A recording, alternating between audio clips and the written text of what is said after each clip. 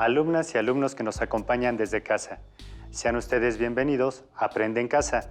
Esta sesión corresponde a la asignatura de Matemáticas para segundo grado de secundaria. Soy el maestro Jorge Gómez Méndez y es para mí un gusto que me acompañen en el transcurso de esta sesión, para que juntos podamos aprender algunos conceptos matemáticos relacionados con la proporcionalidad inversa. En esta sesión interpretarán y resolverán situaciones de proporcionalidad inversa en contextos relacionados a la economía y áreas afines. Es importante que tomen nota de las dudas y reflexiones que surjan en el desarrollo de la sesión, para que después puedan comentarlas a distancia entre estudiantes y con sus docentes.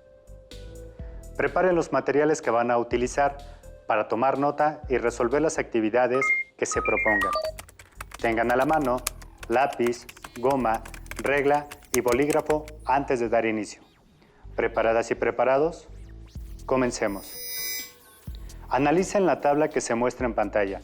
En ella aparecen datos relacionados con el tipo de cambio que presentó el dólar estadounidense el último día de cotización del año en diferentes años. La primera columna corresponde a la fecha. La segunda columna muestra el tipo de cambio en relación a pesos por dólar.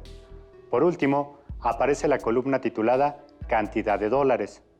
Ustedes seguramente ya notaron que no hay datos en esa columna, por lo que deberán calcular la cantidad de dólares que se pueden comprar con 500 pesos de acuerdo con el tipo de cambio en cada fecha. Hagámoslo. ¿Qué operaciones sugieren plantear para poder calcular la cantidad de dólares que se pueden comprar con 500 pesos?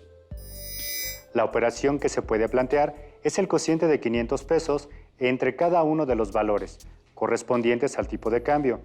De esa manera, es posible saber la cantidad de dólares que podrían comprarse. Por ejemplo, para saber cuántos dólares se pueden comprar con el tipo de cambio que existía en 1970, bastará con dividir 500 pesos entre 0.0125 pesos por dólar. Luego, se realiza el análisis dimensional para simplificar las unidades, que en este caso son los pesos. Se resuelve la división y el cociente es igual a 40,000 dólares. Registran ese dato en la segunda fila de la última columna. Tal vez algunos no lo sepan, pero hubo un ajuste de 3 ceros en la década de los 90, por lo que si el tipo de cambio era de 3,000 pesos por dólar, cambió a 3 nuevos pesos por dólar. Ahora, repitan el mismo procedimiento para los datos faltantes. Hagámoslo.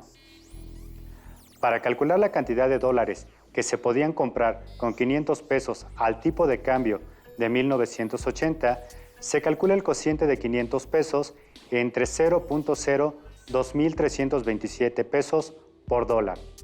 Se simplifican las unidades y el cociente es igual a 21,486,893 dólares. Allá en casa, tomen un momento y repitan el procedimiento hecho anteriormente para calcular los datos que aún faltan en la tabla.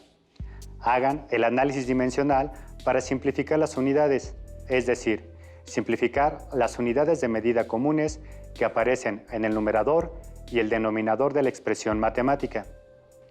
¿Preparadas y preparados?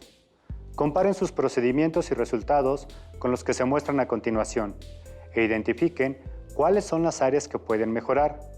Hagámoslo.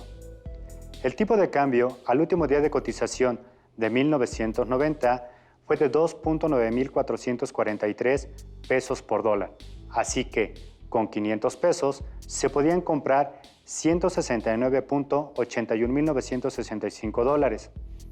El último día de cotización del año 1995 se podían comprar 64.6028 dólares con 500 pesos. En el año 2000, el tipo de cambio del último día de cotización era de 9.6098 pesos por dólar y con 500 pesos alcanzaba para comprar 52.030 dólares.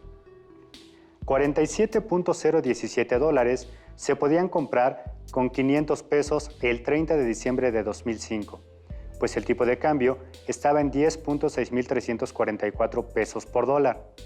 El tipo de cambio el último día del año 2010 fue de 12.3496 pesos por dólar, por lo que con 500 pesos era posible comprar 40.487 dólares. Para el último día del año 2015, con 500 pesos era posible comprar 28.987 dólares, pues el tipo de cambio en ese entonces fue de 17.2487 pesos por dólar. Por último, el 31 de diciembre de 2020, con un tipo de cambio de 19.9087 pesos por dólar, era posible comprar 25.1146 dólares. Tomen unos instantes para analizar los datos que se muestran en la tabla. Después, en su cuaderno, tracen una gráfica que represente en el eje X al tipo de cambio y en el eje Y a la cantidad de dólares que se podían comprar. También, piensen en las escalas que pueden considerar para representar los datos en el plano cartesiano. En pantalla se muestra la gráfica que representa la cantidad de dólares que se pueden comprar en función del tipo de cambio en cada año, desde 1990 hasta el 2020. ¿Qué forma tiene la línea que define la gráfica que elaboraron? Esa línea curva recibe el nombre de hipérbola. Pero, ¿qué significa que la línea que define esta gráfica sea una hipérbola? Allá en casa, escriban una conclusión al respecto. Muy bien, significa, en este caso, que los valores de las variables se pueden aproximar mucho al cero, pero jamás valdrán cero.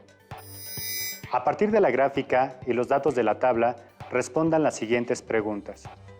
¿Qué sucede con la cantidad de dólares que se pueden comprar con 500 pesos conforme aumenta el tipo de cambio? Conforme aumenta el tipo de cambio, la cantidad de dólares que se puede comprar con 500 pesos disminuye. Por ejemplo, tanto en la tabla como en la gráfica, se puede ver que cuando el tipo de cambio está en 2.9443 pesos por dólar en 1990 y aumenta aproximadamente 3.6 veces en el año 2005 a 10.6344 pesos por dólar, sucede lo inverso en las cantidades correspondientes. Es decir, la cantidad de dólares que se pueden comprar con 500 pesos disminuye en la misma proporción, de 169.81.965 a 47.017 dólares. En la gráfica también es visible que, mientras más dólares se pueden comprar, el precio por dólar en el tipo de cambio es más bajo. Por ejemplo, cuando el punto de la gráfica está en el valor más alto en el eje Y, correspondiente a la cantidad de dólares, al mismo tiempo se encuentra en el menor valor del eje X, correspondiente al tipo de cambio. En una situación hipotética, si el tipo de cambio fuera de $1 por dólar, ¿cuántos dólares se podrían comprar con 500 pesos? Muy bien, se obtendrían 500 dólares. En la gráfica que trazaron en su cuaderno, marquen las coordenadas correspondientes al dato anterior. Hasta este momento, ya han resuelto una actividad que relaciona de manera específica dos cantidades. Allá en casa, ¿saben de qué tipo de relación se trata? Tomen un momento para pensarlo. Escriban en su cuaderno su respuesta y arguméntenla. Después, y a la distancia, comparen sus argumentos con sus compañeras, compañeros, maestras y maestros. Se trata de una relación de proporcionalidad inversa, porque al aumentar los valores de una cantidad, los valores de la otra cantidad correspondiente disminuyen proporcionalmente. Por otro lado, al elaborar la gráfica de la situación planteada, la línea que la define es una hipérbola. Este tipo de gráfica se obtienen en situaciones de proporcionalidad inversa y significan que los valores de las variables se pueden aproximar mucho al cero, pero jamás valdrán cero. ¿Qué otros argumentos escribieron ustedes? ¿Los argumentos que escribieron coinciden con los que proponemos aquí? Compárenlos e identifiquen las áreas en las que pueden mejorar. Es momento de que resolvamos una nueva situación. El bono semanal que un empleado recibe por su puntualidad es inversamente proporcional al número de minutos que llega tarde a su trabajo. El bono completo se otorga al empleado aunque llegue tarde 1 minuto. A partir de ese tiempo, se inicia el descuento. Y si acumula 1 hora de retardos, pierde el derecho al bono. ¿Cuál es la expresión algebraica que representa la situación? En cierta semana, todos los empleados llegaron tarde a su trabajo. Un empleado que llegó 5 minutos tarde recibió un bono de 250 pesos. ¿Cuánto recibirán de bono semanal los empleados que llegaron 10, 12, 15 y 50 minutos tarde? Ustedes, allá en casa, tomen un momento para elaborar y escribir en su cuaderno una estrategia que les permita responder a las preguntas planteadas. Después, comparen su estrategia con la que propondremos aquí y reflexionen sobre los puntos de acuerdo y desacuerdo. ¿Están preparadas y preparados? Hagámoslo. El contador Antonio es el responsable de calcular el bono de puntualidad. Él sabe que, al tratarse de una relación de proporcionalidad inversa, la constante de proporcionalidad inversa se expresa a través del producto de sus magnitudes. En este caso, constante de proporcionalidad inversa es igual al tiempo que llega tarde el empleado en minutos por el bono semanal en pesos. Si se definen algebraicamente las variables, tenemos que K es igual a X por Y. X representa los minutos que llega tarde un empleado y Y representa al bono semanal que recibe el empleado. Con esta reflexión y análisis ya hemos respondido a la primera pregunta. Lo siguiente por hacer son los cálculos que permitirán al contador Antonio conocer el bono semanal de cada empleado. Hagámoslo. Para continuar, se deben sustituir en la expresión algebraica los datos que se conocen y despejar, de ser necesario, a la variable desconocida. Se sabe que K es igual a X por Y. También se sabe que un empleado que llegó 5 minutos tarde recibió un bono mensual de 250 pesos. Entonces, al realizar la sustitución de datos, se tiene que K es igual a 5 minutos por 250 pesos. Resolviendo la multiplicación, el resultado es igual a 1.250 minutos pesos. ¿Qué utilidad tiene conocer el valor de la constante de proporcionalidad? En su cuaderno, escriban una conclusión al respecto. Conocer el valor de la constante de proporcionalidad permitirá realizar los cálculos para conocer el bono semanal que se ganará cada empleado en función de los minutos que llega tarde al trabajo. Por ejemplo, para calcular el bono semanal del empleado que llegó 10 minutos tarde, se pueden sustituir en la expresión algebraica anterior los valores conocidos. En este caso, se conoce el valor de K, que es la constante de proporcionalidad, y también se conoce el valor de X, que son los minutos que llega tarde un empleado. Al sustituir los valores en la expresión algebraica, se obtiene que 1.250 minutos pesos es igual a 10 minutos por Y. En este caso, Y representa una incógnita, así que debemos despejarla para calcular su valor. Aplicando las propiedades de la igualdad, se obtiene que Y es igual a 1.250 minutos pesos entre 10 minutos. Se hace el análisis dimensional para simplificar las unidades comunes en el numerador y el denominador. Los minutos, en este caso, se resuelve la división y el cociente es igual a 125 pesos. En otras palabras, el empleado que llegó 10 minutos tarde recibió un bono semanal de 125 pesos. Ustedes, allá en casa, sigan en su cuaderno el procedimiento que usó el contador Antonio para calcular el bono semanal de los empleados que faltan. ¿Ya tienen el cálculo del bono semanal que recibirá cada empleado? Comparen sus procedimientos y respuestas con los que se muestran a continuación y corrijan de ser necesario. Para calcular el bono semanal de un empleado que llegó 12 minutos tarde, se sustituyen en la fórmula a X y en su lugar se escriben 12 minutos. Hecha la sustitución, se resuelve el cociente, se simplifican unidades comunes en el numerador y el denominador y el resultado es igual a 104.16 pesos. Es decir, el empleado que llegó 12 minutos tarde recibió un bono de 104.16 pesos. Se sigue el mismo procedimiento para calcular el bono del empleado que llegó 15 minutos tarde. Se sustituyen valores en la fórmula, se hace el análisis dimensional y se resuelve la división indicada. El cociente es igual a 83.33 pesos, que representan el bono semanal de ese empleado. Por último, se determina que el empleado que llegó 50 minutos tarde recibirá un bono semanal de 25 pesos. Allí en casa, tomen un momento para analizar la situación y argumenten este resultado sin la necesidad de seguir este procedimiento.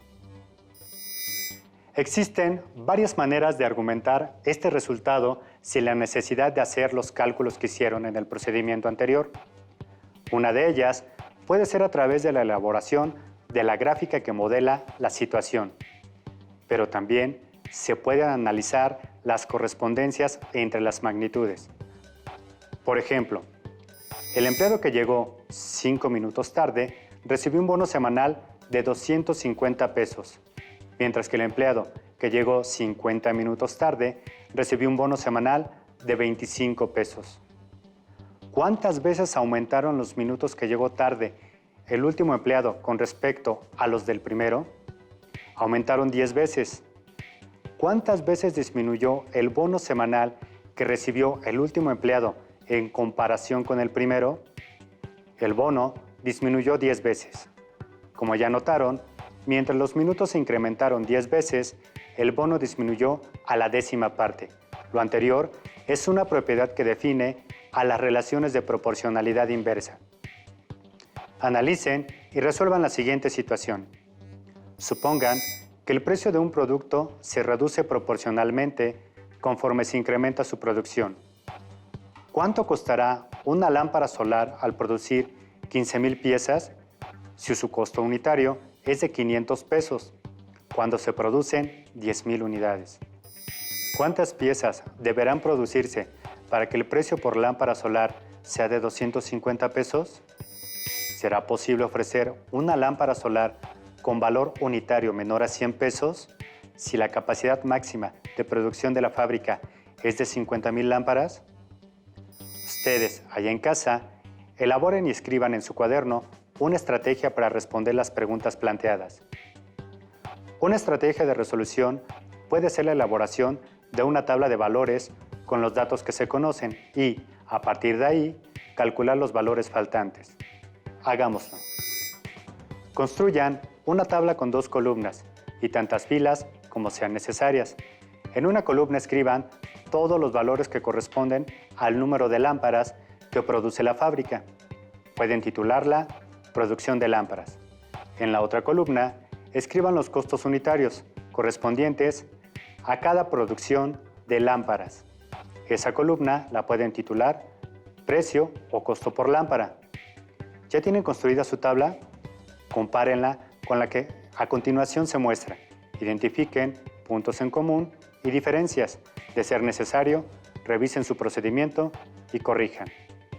La tabla que se muestra en pantalla tiene los datos que proporciona el problema. Por ejemplo, la primera pareja de datos corresponde a la situación inicial, donde el costo es de 500 pesos por lámpara, cuando la producción es de 10,000 lámparas. El siguiente dato que se muestra en la columna correspondiente a la producción de lámparas se obtuvo de la primera pregunta, que solicita el costo de una lámpara cuando hay una producción de 15,000 lámparas. Por otro lado, el tercer dato de la columna correspondiente al costo se obtiene de la segunda pregunta, que requiere conocer la producción de lámparas, para tener un costo de 250 pesos por cada una. Por último, el cuarto dato correspondiente a la producción de lámparas se obtiene de la tercera pregunta, que indica la capacidad máxima de producción de la fábrica. ¿Idearon una estrategia para obtener los valores faltantes? Como se trata de una relación de proporcionalidad inversa, se sabe que la constante de proporcionalidad K es igual al producto de sus magnitudes correspondientes, es decir, K es igual a X por Y. Si se considera a la producción de lámparas solares como los valores de X y el costo unitario como a los valores de Y, entonces se tiene que, al conocer X igual a 10,000 y Y igual a 500, entonces K es igual a 10.000 por 500, de lo que se obtiene que K es igual a 5 millones. Con este dato, podemos calcular los valores faltantes en la tabla, pero antes habrá que despejar a X y a Y. Al aplicar las propiedades de la igualdad, se obtiene que X es igual a K entre Y. Por otro lado, se tiene que Y es igual a K entre X. Ya cuentan con todos los elementos para calcular los valores faltantes de la tabla. Para saber el costo de una lámpara solar, cuando la fábrica tiene una producción de 15.000 lámparas solares, se utiliza la expresión algebraica Y es igual a K entre X. Se sustituyen los valores, entonces Y es igual a 5 millones entre 15.000. Se resuelve la división y el cociente es igual a 333.33 pesos por cada lámpara solar. La fórmula X es igual a K entre Y se utiliza para saber la producción de lámparas que se necesitan para que cada una tenga un costo de 250 pesos. Al sustituir los valores, queda indicada la división 5 millones entre 250. El cociente es igual a 20.000. Por último, se calcula el costo cuando la producción de lámparas es de 50.000. Para ello, se usa la fórmula Y es igual a K entre X. Se sustituyen los valores, se resuelven las operaciones y el cociente es igual a 100. Este dato se registra en la tabla y con eso está completa. Con todos los datos en la tabla, ya es posible responder a las preguntas planteadas. Escriban sus respuestas en su cuaderno.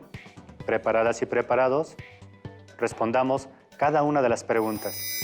¿Cuánto costará una lámpara solar al producir 15.000 piezas si su costo unitario es de 500 pesos cuando se producen 10.000 unidades? De acuerdo con los datos de la tabla, si se producen 15.000 piezas, el costo de cada lámpara solar será de 333.33 pesos. Para la pregunta, ¿cuántas piezas deberán producirse para que el precio por lámpara solar sea de 250 pesos? Según la información de la tabla, se deberán producir 20.000 lámparas solares para garantizar que el costo sea de 250 pesos. La tercera pregunta dice, ¿será posible ofrecer una lámpara solar con valor unitario menor a 100 pesos si la capacidad máxima de producción de la fábrica es de 50.000 lámparas? En la tabla se puede ver que el costo de cada lámpara cuando la fábrica produce a su máxima capacidad es de 100 pesos. Por lo tanto, no es posible ofrecer una lámpara solar con un valor unitario menor a 100 pesos. Para ello, se requiere de producir más de 50.000 lámparas solares, lo que sobrepasaría la capacidad máxima de producción de la fábrica. Cabe aclarar que esta situación sería factible solo si el costo de producción de las lámparas solares es mucho menor a 100 pesos, para que siempre se tenga una utilidad al venderlas, con un precio mínimo de 100 pesos. Se ha agotado el tiempo de esta sesión, dedicada al aprendizaje de la proporcionalidad inversa en fenómenos relacionados con la economía. Muchas gracias a las alumnas y alumnos que me acompañaron en esta sesión. Les invito a que sigamos aprendiendo juntos en la próxima sesión de Aprende en Casa. Hasta la próxima. Si tienes dudas o necesitas ayuda, llama al Centro de Apoyo Pedagógico a Distancia. El número de teléfono para secundaria es el 55 36 01 71 23. Si requieres consultar los libros de texto en versión digital, recuerda que los puedes encontrar en la página conalitec.cep.gov.mx. Y recuerda que también cuentas con el sitio aprendeencasa.cep.gov.mx, en donde podrás ver nuevamente los videos de los programas y además encontrarás actividades para fortalecer tus aprendizajes. También te invitamos a que consultes la plataforma nuevaescuelamexicana.cep.gov.mx.